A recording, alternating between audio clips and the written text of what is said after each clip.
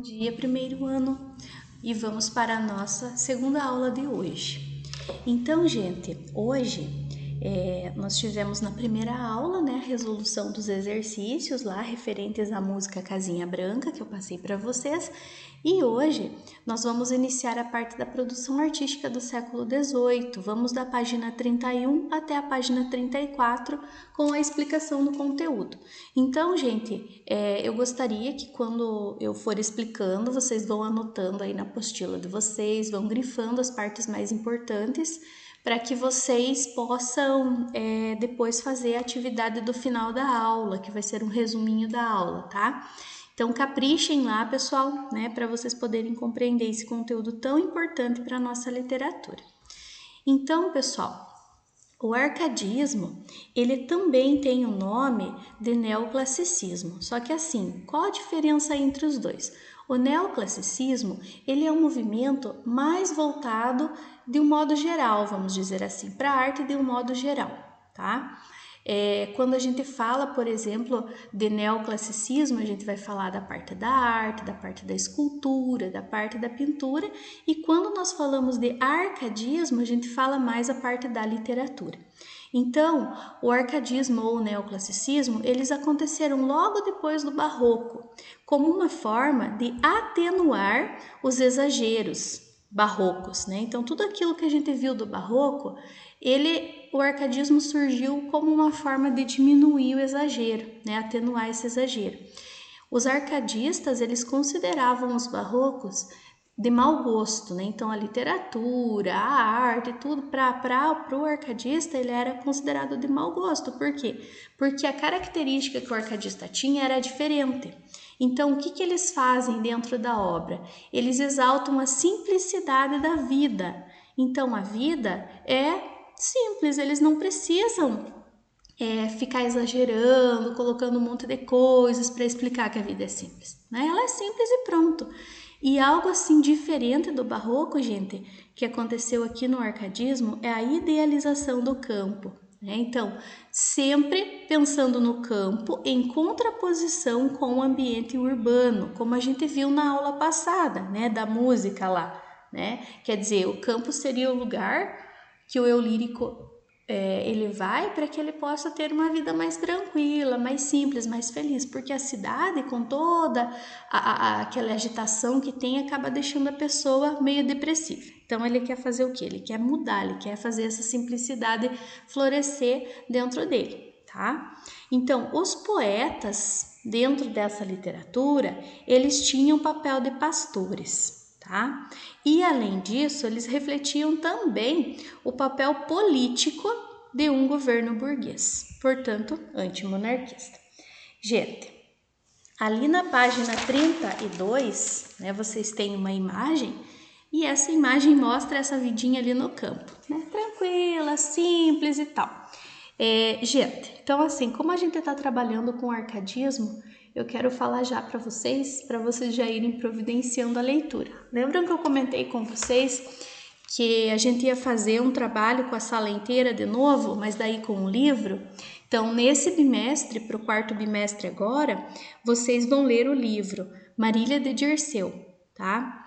Na verdade, o livro ele tem duas obras junto, né? Então, aqui na escola tem o livro, se vocês quiserem vir emprestar, tem no colégio, e também tem pela internet. Então, é Marília de Dirceu e também Cartas Chilenas, que fazem parte da mesma obra. Então, vocês vão lendo já, porque daí vai ter o dia que eu vou marcar o trabalho para vocês fazerem, todos juntos, tipo como se fosse uma apresentação do livro em forma de vídeo, de slides, como vocês têm feito aí as atividades, tá? Mas isso a gente vai conversando aí pra frente, só para vocês já irem começando a leitura. É uma leitura bem gostosa, né? Ele é todo escrito em versos, em estrofes, então vocês vão gostar. É tipo um poema épico, é bem legal.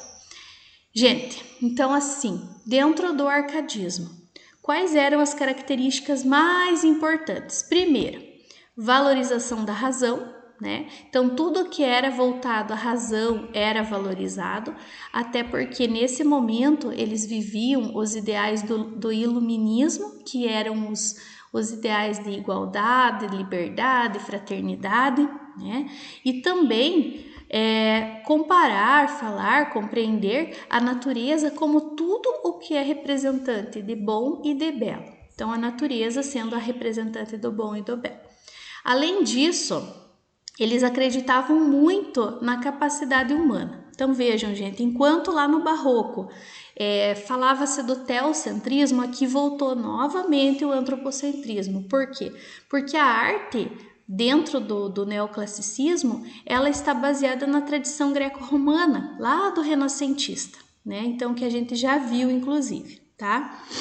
Aí também, gente, vamos dizer assim, a representação de beleza dentro das obras literárias era simples e calma. Os ritmos eram suaves e graciosos e também menos requintados do que o barroco. Então não era aquela linguagem exacerbada, exagerada, cheia de hipérboles que o barroco utilizava. Não era jogo de palavras, não era jogo de ideias, né?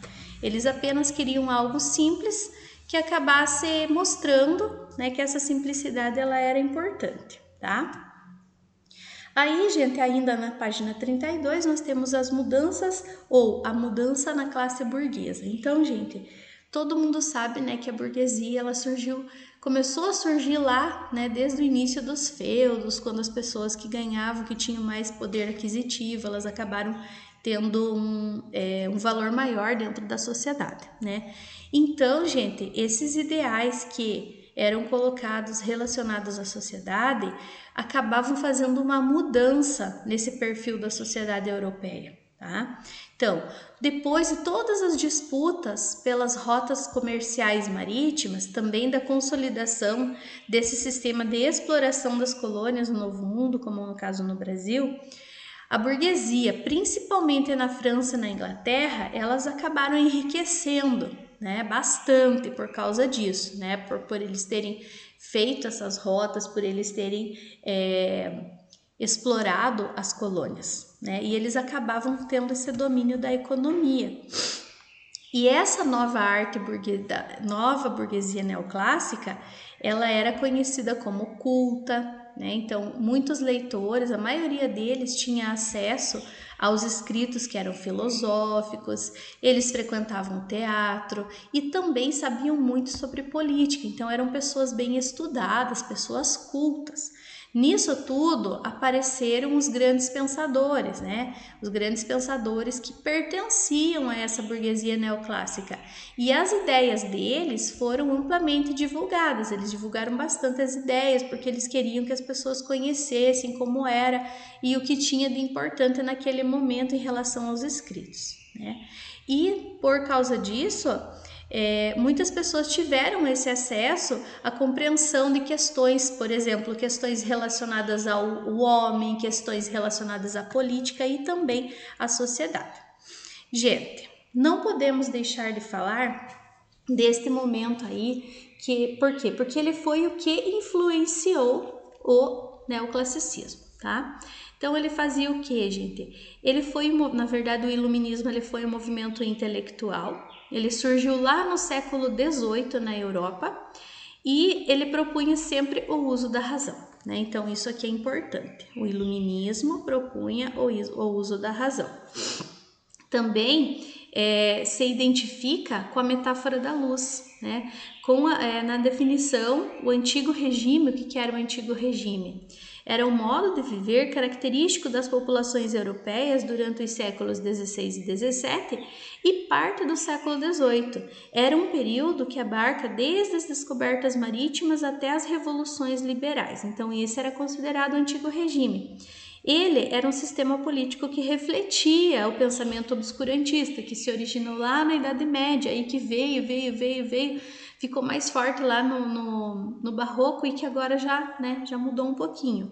Então, gente, esse movimento ele coloca o quê? Ele coloca vários pensadores defendendo mudanças no plano político, social, no plano econômico, no plano social, e eles tinham apoio de grande parte da burguesia, né? Então, por isso que a burguesia acabava aderindo a esses ideais, porque eles conheceram, eles leram, eles acabaram sabendo qual era o principal objetivo, certo? Então, assim, gente, os iluministas, eles fizeram o quê? Eles formularam as principais críticas ao absolutismo monárquico. Então, isso foi algo bastante importante que eles fizeram. E também o poder que a igreja exercia sobre a sociedade, que até então, por causa do barroco, era bastante grande. Aí, gente, eles propunham uma mudança bastante radical. Né? Esse pensamento era um pensamento liberal, essa liberdade econômica, avanços das ciências, da razão, do modo de pensar burguês. Muitos reis, eles acabaram incorporando os princípios iluministas. E quando eles incorporaram, eles começaram a aderir a esses pensamentos que o iluminismo tinha, eles ganharam um nome, eles foram chamados de déspotas esclarecidos. Então, gente, um deles, inclusive, deixa eu voltar aqui só um pouquinho, um deles, inclusive, né, um déspota esclarecido que a gente conhece é o Marquês de Pombal, que ele era de Portugal, mas tinham mais líderes ainda, né, eles queriam mesclar esse antigo regime e as concepções do iluminismo, a Catarina II da Rússia, o Frederico II da Prússia e também esse Marquês de Pombal, né, e assim, gente, eles se tornaram um exemplo, esses déspotas esclarecidos, tá? Eles se tornaram um exemplo, por quê? Porque eles acabaram mostrando, né? Mostrando grande interesse por isso, e muitas pessoas acabaram aderindo a esses ideais por causa desses reis aí, tá? E também nós temos um momento importante que foi a criação da obra Enciclopédia, né? Então, o que foi essa obra, gente? Como eles queriam combater o pensamento obscurantista e fazer as pessoas pensarem um pouco mais na sua vida e pensarem um pouco mais nas ciências de um modo geral, eles acabaram organizando uma única coleção de livros. Aqui faltou um E no D. Conhecimentos adquiridos pela humanidade até aquele momento. Então, gente, tudo o que a humanidade acabou aprendendo, reconhecendo naquele momento, foi colocado nessa obra, a enciclopédia. Eram 33 volumes, 71.818 artigos e 2.885 ilustrações.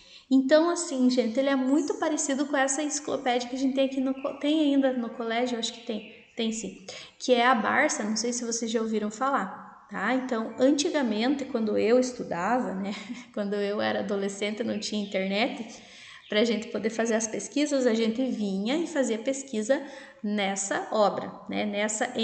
O nome dessas obras era eu vou fazer uma pesquisa na enciclopédia na Barça, né? Então a gente fazia essa pesquisa, lá tinha, por exemplo, seria uma imitação do Google de hoje, né? Você pesquisava lá, geralmente tinha o que você queria, né? Porque o professor sempre olhava para poder pedir a pesquisa pra gente, mas não era tão abrangente, né, pessoal? Então, naquela época, para a época, isso aqui foi uma coisa assim de outro mundo, né? Então, eles queriam que a população, que as pessoas conhecessem um pouco mais sobre essa parte de cultura, sobre tudo que era trabalhado, né, dentro da literatura.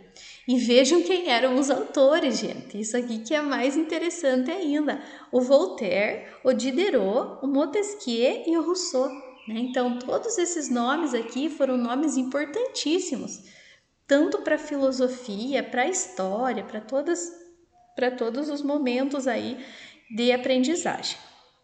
Qual era o objetivo? Eu já falei para vocês que era combater esse pensamento obscurantista que era típico do barroco, tá? Aí, gente, quando nós tratamos da arquitetura no neoclassicismo, vocês encontram lá na página 34. Então, os templos e os palácios gregos romanos, eles eram exemplos de bom gosto. Então, vocês têm ali do ladinho também, né, a imagem que indica isso. Usavam para construir, né, esses palácios, esses templos, materiais como mármore e madeira, que eram considerados materiais nobres naquela época e não vamos dizer muito, mas até hoje, né? O acabamento final e superfícies, então as colunas, né, que são as que vão no sentido de baixo para cima, né? As cúpulas, que é a partezinha de cima, né? Os pórticos também, que é praticamente a mesma coisa, são resgatados da arquitetura que eram referentes à antiguidade clássica. Então, gente, nós podemos dizer sim que o neoclassicismo busca algumas características da antiguidade clássica, tá? Da antiguidade greco-romana. A decoração também era simples e funcional. Por que isso? Porque eles queriam fazer algo diferente do barroco. Enquanto o barroco trabalhava com exagero, com a exuberância, eles queriam algo diferente. Então, simples e funcional. A principal preocupação era com o equilíbrio das linhas, que era um traço bastante importante na arquitetura setecentista. Gente, o que é essa literatura setecentista? É a literatura que aconteceu da arquitetura de 1700 a 1800. Por quê?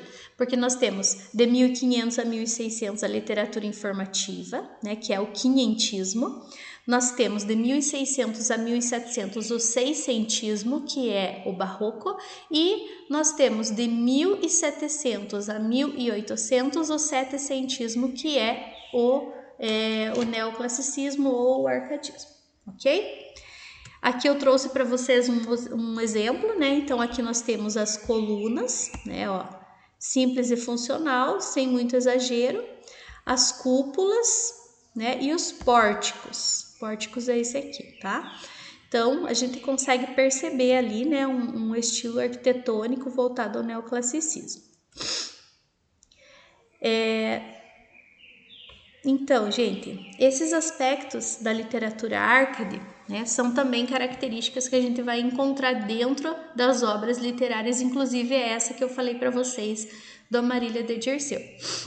Eles trazem quais elementos principais? A linguagem, que é uma linguagem bastante simples, o pastoralismo, que eu já comentei com vocês, que faz o quê? Os poetas acabam assumindo e utilizando pseudônimos pastoris ou falsos nomes relacionados a pastores. Também nomeavam suas musas com nomes de pastoras, né? Então eles tinham sempre uma musa inspiradora e essa musa também recebia esse título de pastora. Eles pregavam o ideal de vida simples no campo, que é parte do universo simbólico, que é o nome que a gente dá a bucolismo. O bucolismo é uma vida simples, é uma vida campestre, né? Uma descrição baseada nessa vida campestre, onde pastores convivem em harmonia com a natureza. Aí a gente volta lá para a aula passada, né? Que tinha aquela imagem da pessoa vivendo em harmonia com a natureza, pescando lá bem de boa. Então é mais ou menos isso que são características. Claro que a gente vai ver muito mais aí para frente, né? Porque a gente vai trabalhar específico do arcadismo em Portugal, depois o arcadismo no Brasil. E como atividade de hoje, gente, na nossa aula, eu quero que vocês façam um resumo dessa aula no caderno de vocês, ok? Depois vocês postam lá no grupo para eu validar a aula. Um abraço para todos, gente, fiquem com Deus e até a próxima!